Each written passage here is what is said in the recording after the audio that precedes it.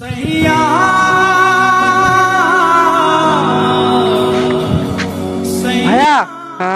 এরা তোমাকে খুঁজতেছিল। আমি বললাম আসেন, এই যে তোমার কাছে নিয়ে এলাম। হ্যাঁ, আপনারা আছেন? দাঁড়ান দাঁড়ান, বসেন বসেন বসেন, এখানে বসেন। এই শোনো, এটা কে? ও আমার চাচাতো ভাই। এ ভাই, ওটা কি আপনি নিবেন? নিলে নেন, না হলে আমরা অন্য জায়গায় যাবো, আমাদের আরো কাজ আছে। হ্যাঁ,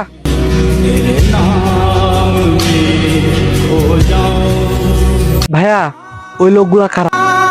আমি তো কিছু বুঝতে পারতেছি না, তুমি কি করতে চাইতেছো? আরে শোন, তুই আবার কাউকে বলিস না, সামনে কুরবানি তো, গরুকে ইঞ্জেকশন দিতে হবে। এটা করা কি ঠিক হবে ভাইয়া? আমার তো মনে হয় যে ঠিক হবে না। আমি একটা কথা বলি, এই যে তুমি যে ইঞ্জেকশনটা দিবা, এটা যদি মানুষ খায় গোস্তটা, তার তো বিভিন্ন সমস্যা হতে পারে। তুমি কি এই কাজটা ঠিক করতেছো? আরে ধুর বোকা, তুই এগুলা বুঝবে না। গোস্ত কি আমরা খাচ্ছি নাকি? গোস্ত তো খাবে অন্যজনে।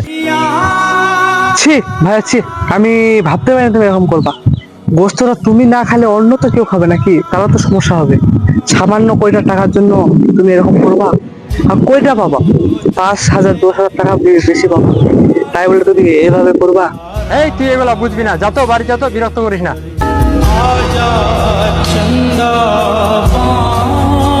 ভাইয়া, যে যার জন্য গর্ত করে সে গর্তে কিন্তু নিজেই পড়ে।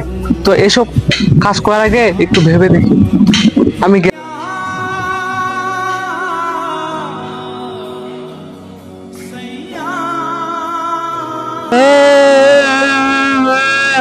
আল্লাহ রে, আমি কি ভুল করলাম রে? আমার একটু ভুলের জন্য এত বড় একটা গরু হারাই ফেললাম রে।